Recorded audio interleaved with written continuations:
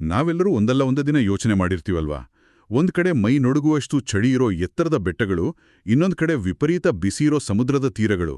ಒಂದೇ ಭೂಮಿ ಮೇಲೆ ಹೀಗೆ ಬೇರೆ ಬೇರೆ ವಾತಾವರಣ ಹೇಗೆ ಸಾಧ್ಯ ಅಂತ. ಅದೇ ಪ್ರಕೃತಿಯ ಮ್ಯಾಜಿಕ್. ಸೊ ಇಂದಿನ ಈ ಆಸಕ್ತಿದಾಯಕ ಚರ್ಚೆಯಲ್ಲಿ ಹವಾಮಾನ ಕಂಟ್ರೋಲ್ ಮಾಡೋ ರಹಸ್ಯ, ಕ್ಲೈಮೇಟ್ ಡ್ರೈವರ್ಸ್ ಮತ್ತೆ ನಮ್ಮ ಅದ್ಭುತ ಮಾನ್ಸೂನ್ ಹಿಂದಿರೋ ಸೈನ್ಸ್ ಅರ್ಥ ಮಾಡ್ಕೊಳ್ಳೋಣ. ಖಂಡಿತ. ಈ ವಾತಾವರಣದ ಆಟ ನಿಜಕ್ಕೂ ತುಂಬಾನೇ ಇಂಟ್ರೆಸ್ಟಿಂಗ್ ಆಗಿದೆ. ಕತ್ಲಲ್ಲಿ ಒಂದು ದೊಡ್ಡ ಫುಟ್ಬಾಲ್ ಮೇಲೆ ಟಾರ್ಚ್ ಲೈಟ್ ಬಿಟ್ರೆ ಹೇಗಿರುತ್ತೆ ಅಂತ ಊಹಿಸ್ಕೊಳ್ಳಿ.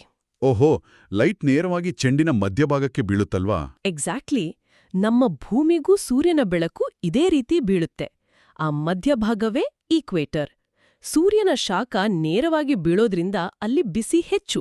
ಇದನ್ನೇ ಲ್ಯಾಟಿಟ್ಯೂಡ್ ಅಂತಾರೆ. ಅಂದ್ರೆ ಸೂರ್ಯನ ಬೆಳಕು ನೇರವಾಗಿ ಬೀಳೋ ಜಾಗದಲ್ಲಿ ವಿಪರೀತ ಬಿಸಿ ಇರುತ್ತೆ, ಆದರೆ ನಾವೇನಾದ್ರೂ ಬೆಟ್ಟ ಹತ್ತಿದ್ರೆ ಸೂರ್ಯನಿಗೆ ಇನ್ನಷ್ಟು ಹತ್ರ ಆಗ್ತೀವಿ ತಾನೆ? ಹೌದು, ಆದ್ರೂ ಅಲ್ಲಿ ವಿಪರೀತ ಚಳಿ ಇರುತ್ತೆ. ಹಿಮಾಲಯದಲ್ಲಿ ಹಿಮವೇ ಇರುತ್ತಲ್ವಾ? ಇದೇಗ್ ಸಾಧ್ಯ ಅಂತ ನಂಗೆ ಅರ್ಥ ಆಗ್ತಿಲ್ಲ. ಸೂರ್ಯನಿಗೆ ಹತ್ತಿರ ಆದರೂ ಅಲ್ಲಿ ಗಾಳಿಯ ಒತ್ತಡ ತುಂಬಾ ಮುಖ್ಯ ಆಗುತ್ತೆ. ನಾವು ಮೇಲಕ್ಕೆ ಹೋದಂತೆ ಆಲ್ಟಿಟ್ಯೂಡ್ ಹೆಚ್ಚಾಗುತ್ತೆ. ಆಲ್ಟಿಟ್ಯೂಡ್ ಹೆಚ್ಚಾದ್ರೆ ಏನಾಗುತ್ತೆ? ಆಲ್ಟಿಟ್ಯೂಡ್ ಹೆಚ್ಚಾದಂತೆ ವಾತಾವರಣದಲ್ಲಿ ಗಾಳಿಯ ಒತ್ತಡ ಅಂದ್ರೆ ಅಟ್ಮಾಸ್ಫಿಯರಿಕ್ ಪ್ರೆಷರ್ ಕಡಿಮೆಯಾಗುತ್ತೆ. ಗಾಳಿ ತೆಳುವಾದಾಗ ಶಾಖ ಹಿಡಿದಿಟ್ಕೊಳ್ಳೋ ಶಕ್ತಿ ಅದಕ್ಕಿರಲ್ಲ. ಅರೆ ವಾ. ಹೌದು. ಪ್ರತಿ 1000 ಮೀಟರ್ ಮೇಲಕ್ಕೆ ಹೋದಾಗ ಬರೋಬ್ಬರಿ 6.5 ಡಿಗ್ರಿ ಸೆಲ್ಸಿಯಸ್ನಷ್ಟು ಚಳಿ ಹೆಚ್ಚಾಗುತ್ತೆ. ಓ, ಗಾಳಿ ತೆಳುವಾಗೋದ್ರಿಂದ ಬೆಟ್ಟದ ಮೇಲೆ ಚಳಿ ಇರುತ್ತೆ. ಆದ್ರೆ ಈ ಸಮುದ್ರದ ಹತ್ರ ಹೋದ್ರೆ ವಾತಾವರಣ ಬೇರೆ ಇರ್ತಲ್ವಾ? ಖಂಡಿತ. ಇಲ್ಲಿ ನೀರು ಬೇಗ ಬಿಸಿಯಾಗುತ್ತಾ ಅಥವಾ ಮಣ್ಣು ಬೇಗ ಬಿಸಿಯಾಗುತ್ತಾ ಅನ್ನೋದು ಮುಖ್ಯ ಆಗುತ್ತೆ. ನಂಗನ್ಸೋ ಮಟ್ಟಿಗೆ ಮಣ್ಣು ಅಥವಾ ಕಲ್ಲು ಬೇಗ ಬಿಸಿಯಾಗತ್ತೆ ಅಲ್ವಾ? ಪರ್ಫೆಕ್ಟ್. ಮಣ್ಣು ಬೇಗ ಬಿಸಿಯಾಗಿ ಬೇಗ ತಣ್ಣಗಾಗುತ್ತೆ. ಆದ್ರೆ ನೀರು ಬಿಸಿಯಾಗೋಕೆ ಮತ್ತೆ ತಣ್ಣಗಾಗೋಕೆ ಬಹಳ ಸಮಯ ತಗೊಳುತ್ತೆ. ಅಂದ್ರೆ ಸಮುದ್ರ ಒಂಥರ ದೊಡ್ಡ ಬಿಸಿ ನೀರಿನ ಬಾಟಲ್ ತರ ಕೆಲಸ ಮಾಡುತ್ತಾ? ಹೌದು. ಚಳಿಗಾಲದಲ್ಲಿ ಶಾಖನ ನಿಧಾನವಾಗಿ ಬಿಡುಗಡೆ ಮಾಡುತ್ತೆ, ಮತ್ತೆ ಬೇಸಿಗೆಯಲ್ಲಿ ತಂಪಾಗಿರುತ್ತೆ. ಇದನ್ನೇ ಪ್ರಾಕ್ಸಿಮಿಟಿ ಟು ಸೀ ಅಂತ ಕರೆಯೋದು. ಓಹೋ, ಅದಕ್ಕೆ ಸಮುದ್ರದ ಹತ್ತಿರ ವಿಪರೀತ ಬಿಸಿ ಅಥವಾ ವಿಪರೀತ ಚಳಿ ಇರಲ್ಲ. ಕರೆಕ್ಟ್. ಈ ರೀತಿ ವಾತಾವರಣ ಬ್ಯಾಲೆನ್ಸಲ್ಲಿ ಇರೋದಿಕ್ಕೆ ಕಾಂಟಿನೆಂಟಾಲಿಟಿ ತಪ್ಪುತ್ತೆ ಅಂತ ಹೇಳ್ತಾರೆ. ಜೊತೆಗೆ ಸಮುದ್ರದ ಮೇಲಿಂದ ಬೀಸೋ ವಿಂಡ್ಸ್ಗಳು ತಮ್ಮ ಜೊತೆ ಸಾಕಷ್ಟು ತೇವಾಂಶ ತರ್ತವೆ. ಅಂದ್ರೆ ಹ್ಯುಮಿಡಿಟಿ ಹೊತ್ತು ತಂದು ಮಳೆ ಸುರಿಸ್ತವೆ ತಾನೆ? ಹೌದು. ಆ ಮಳೆಗೆ ನಾವು ಪ್ರೆಸಿಪಿಟೇಷನ್ ಅಂತೀವಿ. ಅರ್ಥ ಆಯ್ತು. ಆ ವಿಂಡ್ಸ್ಗಳು ತರೋ ಮೋಡಗಳಿಗೆ ಯಾವ್ದಾದ್ರೂ ದೊಡ್ಡ ಬೆಟ್ಟ ಅಡ್ಡ ಬಂದ್ರೆ ಆ ಟಾಪೋಗ್ರಫಿಯಿಂದ ಮೋಡಗಳು ಅಲ್ಲೇ ತಡಿಹಿಡಿಯಲ್ಪಟ್ಟು ಭಾರೀ ಮಳೆ ಸುರಿಸ್ತವೆ. ಎಕ್ಸಾಕ್ಟ್ಲಿ. ಇದೆಲ್ಲ ಪ್ರಕೃತಿ ವಿಚಾರ ಆಯಿತು. ಆದ್ರೆ ನಮ್ಮ ನಗರಗಳಲ್ಲಿ ಲೈಕ್ ಬೆಂಗಳೂರಿನಂತಹ ಕಡೆ ಮರಗಳಿಗಿಂತ ಹೆಚ್ಚು ಸಿಮೆಂಟ್ ಕಟ್ಟಡ ಮತ್ತೆ ಕಪ್ಪು ಡಾಂಬರು ರಸ್ತೆಗಳೇವೆ ಅಲ್ವಾ? ಹೌದು. ಇವೆಲ್ಲ ಸೂರ್ಯನ ಶಾಖನ ಹಾಗೆ ಹೀರ್ಕೊಂಡಿಟ್ಕೊಳ್ತವೆ. ಸೊ ನಗರದ ಒಳಗೆ ಮಾತ್ರ ವಿಪರೀತ ಬಿಸಿ ಇರೋ ಮೈಕ್ರೋ ಕ್ಲೈಮೇಟ್ ಸೃಷ್ಟಿಯಾಗುತ್ತೆ. ಇದನ್ನೇ ಅರ್ಬನ್ ಹೀಟ್ ಐಲ್ಯಾಂಡ್ ಅನ್ನೋದು. ಕರೆಕ್ಟ್. ಈ ಭೂಮಿ ಮತ್ತೆ ನೀರಿನ ಬಿಸಿಯಾಗೋ ವ್ಯತ್ಯಾಸ ಬರೀ ನಗರಗಳಿಗೆ ಮಾತ್ರ ಸೀಮಿತ ಆಗಿಲ್ಲ. ಮತ್ತೆ ಯಾವುದಕ್ಕೆಲ್ಲ ಅಪ್ಲೈ ಆಗುತ್ತೆ? ಇದು ಭಾರತದ ಇಡೀ ಹವಾಮಾನವನ್ನೇ ಕಂಟ್ರೋಲ್ ಮಾಡುತ್ತೆ. ನಮ್ಮ ಅತ್ಯಂತ ದೊಡ್ಡ ವಿಸ್ಮಯವಾದ ಮಾನ್ಸೂನ್ ಕೂಡ ಇದೇ ನಿಯಮದ ಮೇಲೆ ಕೆಲಸ ಮಾಡುತ್ತೆ. ವಾವ್, ಇದು ಭೂಮಿ ಮತ್ತೆ ಸಮುದ್ರದ ನಡುವೆ ನಡೆಯೋ ದೊಡ್ಡ ಕಣ್ಣಾಮುಚ್ಚಾಳೆ ಆಟ ಇದ್ದಂಗಿದೆ. ಹೌದು. ಬೇಸಿಗೆಯಲ್ಲಿ ಏನಾಗುತ್ತೆ ಅಂದ್ರೆ ಭಾರತದ ಭೂಮಿ ಬೇಗ ಬಿಸಿಯಾಗುತ್ತೆ. ಬಿಸಿಯಾದ ಗಾಳಿ ಹಗುರವಾಗಿ ಮೇಲಕ್ಕೆ ಹೋಗುತ್ತಲ್ವಾ?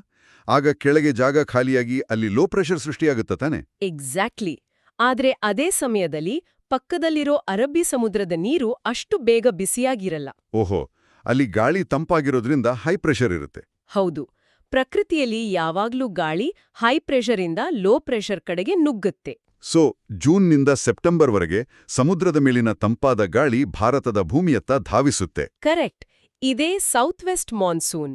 ಈ ಗಾಳಿಯಲ್ಲಿರೋ ಮೋಡಗಳು ತಂಪಾಗಿ ಕಂಡೆನ್ಸೇಷನ್ ಪ್ರಕ್ರಿಯೆ ನಡೆದು ನಮ್ಗೆಲ್ಲ ಭಾರಿ ಮಳೆ ಸಿಗುತ್ತೆ. ಆದರೆ ಚಳಿಗಾಲದಲ್ಲೇ ಇದರ ಉಲ್ಟಾ ಆಗುತ್ತಲ್ವಾ? ಹೌದು. ಭೂಮಿ ಬೇಗ ತಣ್ಣಗಾಗುತ್ತೆ, ಆದ್ರೆ ಸಮುದ್ರದ ನೀರು ಇನ್ನೂ ಬೆಚ್ಚಗಿರುತ್ತೆ. ಆಗ ಗಾಳಿಯ ದಿಕ್ಕು ಬದಲಾಗಿ ಒಣ ಭೂಮಿಯಿಂದ ಸಮುದ್ರದ ಕಡೆಗೆ ಗಾಳಿ ಬೀಸುತ್ತೆ. ಇದೇ ನಾರ್ತ್ ಈಸ್ಟ್ ಮಾನ್ಸೂನ್ ಅಲ್ವಾ? ಪರ್ಫೆಕ್ಟ್. ಒಣ ಭೂಮಿಯಿಂದ ಬರೋದ್ರಿಂದ ಇದರಲ್ಲಿ ಮಳೆ ಇರಲ್ಲ. ಈ ಮುಂಗಾರು ಮಳೆ ಸರಿಯಾದ ಸಮಯಕ್ಕೆ ಬರೋದು ನಮ್ಮ ಅಗ್ರಿಕಲ್ಚರ್ಗೆ ಮತ್ತೆ ಡ್ಯಾಮ್ಗಳನ್ನ ತುಂಬಿಸೋಕೆ ಬಹಳ ಮುಖ್ಯವಾದ ಲೈಫ್ಲೈನ್ ಆಗಿದೆ. ಹೌದು. ಹವಾಮಾನ ನಮ್ಮ ಕಲ್ಚರ್ ಮತ್ತೆ ಇಕಾನಮಿನ ಕಂಟ್ರೋಲ್ ಮಾಡೋ ದೊಡ್ಡ ಶಕ್ತಿ. ಮಳೆ ಬಂದ್ರೆ ತಾನೇ ರೈತರಿಗೆ ಬೆಳೆ, ನಮ್ಗೆಲ್ಲ ಊಕ. ಆದ್ರೆ ನಾವು ಮಾಡ್ತಿರೋ ತಪ್ಪುಗಳಿಂದ ಈ ಪ್ರಕೃತಿಯ ಬ್ಯಾಲೆನ್ಸ್ ಹಾಳಾಗ್ತಿದೆ ಅನ್ಸುತ್ತೆ. ಖಂಡಿತ. ಇಲ್ಲಿ ಗ್ರೀನ್ ಹೌಸ್ ಎಫೆಕ್ಟ್ ಅನ್ನ ಅರ್ಥ ಮಾಡ್ಕೊಳ್ಳೋದು ಬಹಳ ಮುಖ್ಯ. ಗ್ರೀನ್ ಹೌಸ್ ಎಫೆಕ್ಟ್ ಅಂದ್ರೆ ಬಿಸಿಲಲ್ಲಿ ನಿಲ್ಸಿದ ಕಾರಿನ ಎಲ್ಲಾ ಗಾಜಿನ ಕಿಟಕಿಗಳನ್ನು ಮುಚ್ಚಿದಾಗ ಒಳಗಡೆ ವಿಪರೀತ ಬಿಸಿಯಾಗುತ್ತಲ್ಲ, ಅದೇ ತಾನೇ? ಸೂಪರ್ ಉದಾಹರಣೆ. ಭೂಮಿಯ ವಾತಾವರಣದಲ್ಲಿರೋ ಕೆಲವು ಅನಿಲಗಳು ಆ ಕಾರಿನ ಗಾಜಿನಂತೆ ಕೆಲಸ ಮಾಡ್ತವೆ. ಓ, ಭೂಮಿನ ಬೆಚ್ಚಿಗಿಡೋಕೆ ಸ್ವಲ್ಪ ಮಟ್ಟಿಗಿದು ಅಗತ್ಯ ಅಲ್ವಾ? ಹೌದು. ಆದ್ರೆ ನಾವು ಕಾರು ಮತ್ತೆ ಫ್ಯಾಕ್ಟ್ರಿಗಳನ್ನ ಓಡ್ಸೋಕೆ ಅತಿ ಹೆಚ್ಚು ಫಾಸಿಲ್ ಫ್ಯೂಲ್ಸ್ ಸುಡ್ತಾ ಇದೀವಿ. ಸೊ ಈ ಗಾಜಿನ ಪದರ ದಪ್ಪ ಆಗ್ತಿದೆ, ಭೂಮಿ ವಿಪರೀತ ಬಿಸಿ ಆಗ್ತಿದೆ ಅಲ್ವಾ? ಹೌದು. ಇದನ್ನೇ ನಾವು ಗ್ಲೋಬಲ್ ವಾರ್ಮಿಂಗ್ ಅಂತ ಕರಿತೀವಿ. ಅರೆ ಬಾಪ್ರೆ, ಈ ರೀತಿ ವಿಪರೀತ ಬಿಸಿ ಆಗೋದ್ರಿಂದ ಸಮುದ್ರದ ಮೇಲಿನ ಗಾಳಿಯ ಒತ್ತಡದಲ್ಲಿ ಏರುಪೇರಾಗಿ ಭಾರೀ ಸೈಕ್ಲೋನ್ಗಳು ಸೃಷ್ಟಿಯಾಗ್ತವಲ್ವಾ? ಹೌದು. ಆಶ್ಚರ್ಯದ ವಿಷಯ ಏನಪ್ಪಾ ಅಂದ್ರೆ, ಆ ಚಂಡಮಾರುತದ ಮಧ್ಯದಲ್ಲಿ ಒಂದು ಸಣ್ಣ ಜಾಗದಲ್ಲಿ ಗಾಳಿ ಇರಲ್ಲ, ಸಂಪೂರ್ಣ ನಿಶ್ಶಬ್ದ ಆಗಿರುತ್ತೆ. ಅರೆ ವಾವ್, ಅದನ್ನೇ IF ಸೈಕ್ಲೋನ್ ಅಂತಾರಲ್ವಾ? ಕರೆಕ್ಟ್. ಬರೀ ಚಂಡಮಾರುತ ಮಾತ್ರ ಅಲ್ಲ, ಮಳೆಗಾಲದಲ್ಲಿ ವಿಪರೀತ ನೀರು ಬಂದು ಫ್ಲಡ್ ಆಗುತ್ತೆ. ಗುಡ್ಡ ಕುಸಿಯೋ ಲ್ಯಾಂಡ್ ಸ್ಲೈಡು ಮತ್ತೆ ಬೇಸಿಗೆಯಲ್ಲಿ ಕಾಡಿಗೆ ಬೆಂಕಿ ಬೀಳೋ ಫಾರೆಸ್ಟ್ ಫೈರ್ನಂತಹ ಅಪಾಯಗಳು ಕೂಡ ಹೆಚ್ಚಾಗ್ತಿವೆ ಅಲ್ವಾ? ಹೌದು. ಇವುಗಳನ್ನ ತಡೆಯೋಕೆ ನಮ್ಗೆ 2 ಪ್ರಮುಖ ದಾರಿಗಳಿವೆ. ಯಾವ್ಯಾವ್ದದು? ಮೊದಲ್ನೇದು ಮಿಟಿಗೇಷನ್, ಅಂದ್ರೆ ಮರಗಳನ್ನ ನೆಡೋದು, ಹೊಗೆನ ಕಡಿಮೆ ಮಾಡೋದು ಮತ್ತೆ ಪರಿಸರಕ್ಕೆ ಹಾನಿಯಾಗದಂತೆ ಸಸ್ಟೇನಬಿಲಿಟಿ ಕಾಪಾಡಿಕೊಳ್ಳೋದು. ಓಕೆ, ಮತ್ತೆ ಎರಡನೇದು? ಎರಡನೇದು ಅಡಾಪ್ಟೇಷನ್, ಅಂದ್ರೆ ಬದಲಾದ ಹವಾಮಾನಕ್ಕೆ ತಕ್ಕಂತೆ ನಾವು ನಮ್ಮ ಜೀವನನ ಹೊಂದಿಸ್ಕೊಳ್ಳೋದು. ಅಂದರೆ ಪ್ರವಾಹ ಬಂದ್ರೂ ಹಾಳಾಡದಂತಹ ಮನೆಗಳನ್ನ ಕಟ್ಟೋದು ಮತ್ತೆ ಕಷ್ಟಗಳನ್ನ ಎದುರಿಸೋ ರೆಸಿಲಿಯನ್ಸ್ ಬೆಳೆಸ್ಕೊಳ್ಳೋದು ಅಂತಾಯ್ತು. ಎಕ್ಸಾಕ್ಟ್ಲಿ.